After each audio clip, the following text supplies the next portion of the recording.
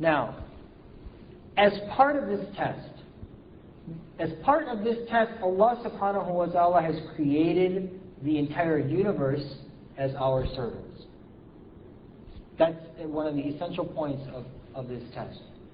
So what Allah subhanahu wa ta'ala created around us, everything in the skies, the air, the clouds, the rain, everything on the land, trees, animals, and everything under the ground, iron, metals, etc., have all been created at our disposal in order that we thank Allah subhanahu wa ta'ala and that we obey Allah subhanahu wa ta'ala. All of this has been created for us.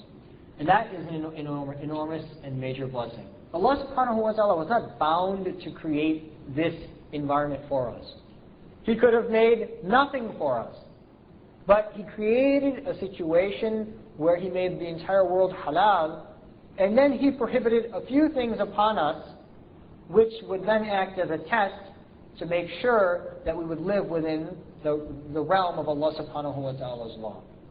So most of the things that Allah created are permissible for us. The only thing that we're asked to do is to remember Allah when we use the things that He created, and to thank Allah subhanahu wa ta'ala for what He created.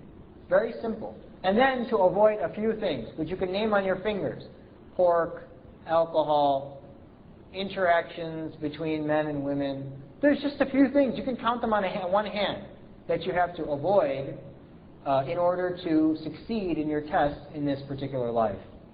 As part of our using this universe, and as part of our test, Allah subhanahu wa ta'ala created 3 ways by which we could interact with our universe to gain information about our surroundings. So there are essentially 3 ways by which we gain information about our surroundings. The first is the 5 senses.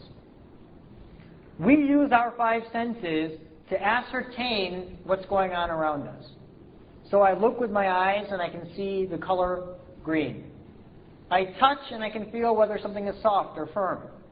I taste and I can tell whether something is sweet or sour. I smell and I can tell whether something has a fragrance or what type of fragrance it has. And I hear and I can identify certain sound waves.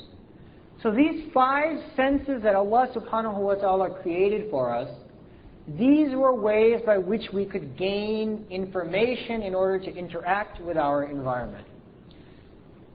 Where the 5 senses end, where their power and ability stops, Allah subhanahu wa ta'ala created reason and intellect. So you have the 5 senses. They gather a certain amount of information about the environment. That information is processed within the brain and through the intellect to produce new information. And so this is what we call science. This is science today. We make observations, we think about them, we reflect upon them, we put those observations together, and we come up with theories, laws, etc.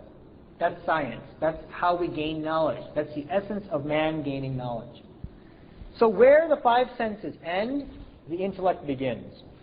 Now, the 5 senses have the ability to be wrong.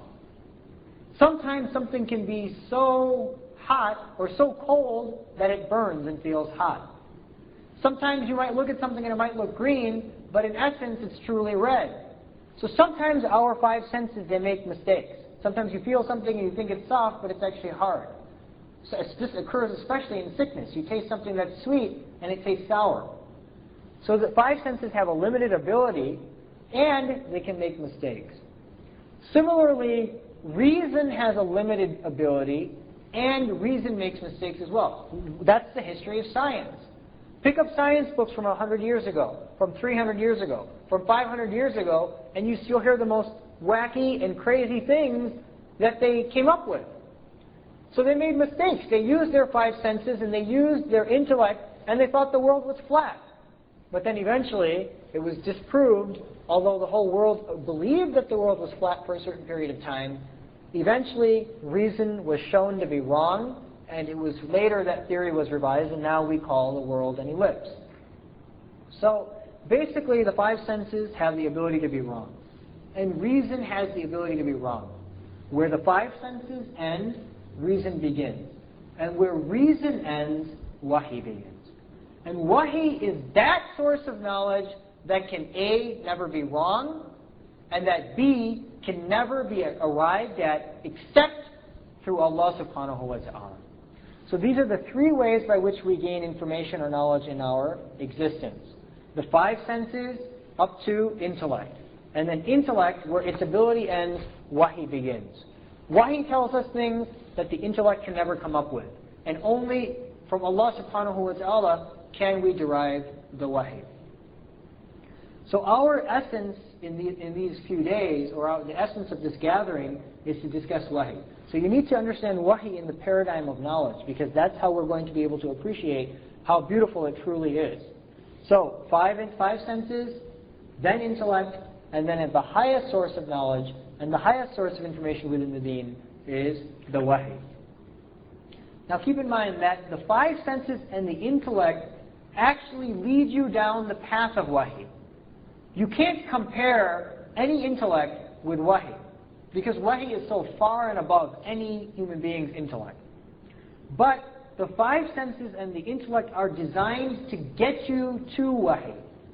So we look with our eyes and we see the beautiful trees, and we hear the beautiful birds, and we feel all that Allah has created, and we taste the beautiful and different variety of foods, and our mind gathers all that variety and information and says there is no way that any of this could be random, there must be a creator. And then in order to learn about the creator, we have to go to wahi. Because the mind can't come up with Allah. Allah is incontainable.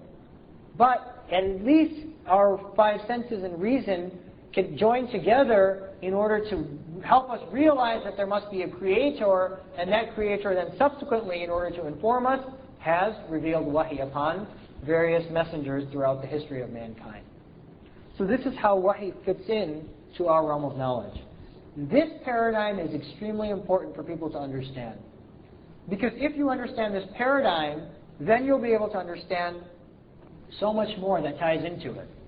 For example, one principle that you can gain from this is that wahi is above and beyond any intellect.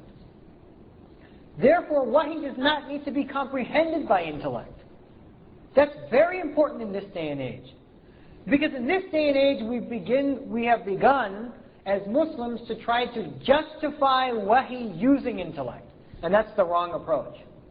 So when we explain why alcohol is haram, we have to give so many reasons why it's haram. We say alcohol is haram because people get drunk and then they'll drive drunk. Or people become abusive. Or people can't concentrate in their prayer. Fine. Those might be wisdoms behind why alcohol is haram. But the real reason why alcohol is haram is because Allah told us that alcohol is haram, and that's it. You don't need anything more. We don't have to understand why something is haram. If tomorrow all the scientists of the world write a paper enumerating the benefits of alcohol, it will still remain haram. Because Allah subhanahu wa ta'ala has deemed it haram, and wahi is far and above any human being's intellect. So we don't go about justifying the wahi through intellect. Fine. Intellect can provide wisdom behind the wahi. And intellect can help you to better understand the wahi.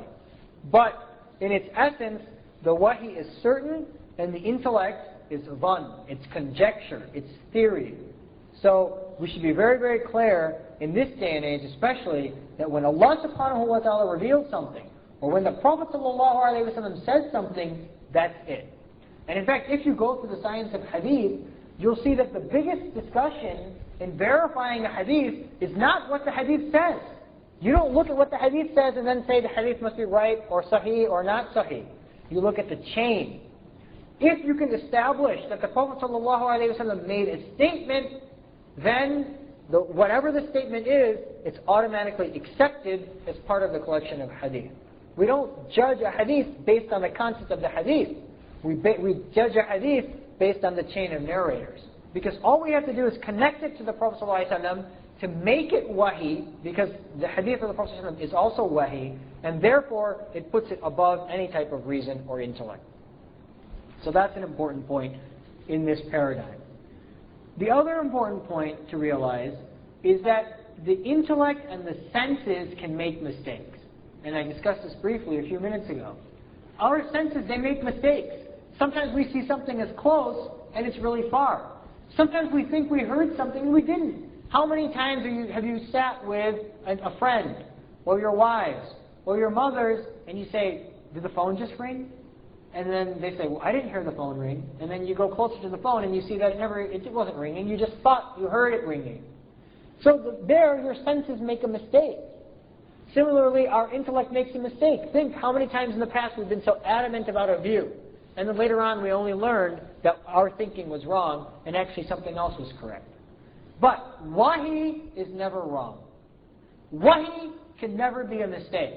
Once you establish something from the Prophet ﷺ or from Allah subhanahu wa ta'ala, it is automatically 100% correct, regardless of whether you understand it or you don't. That's very, very important that this idea be kept in mind. This was the understanding of the Sahaba. This was the depth of their understanding, and this was what made their iman what it was in that day and age.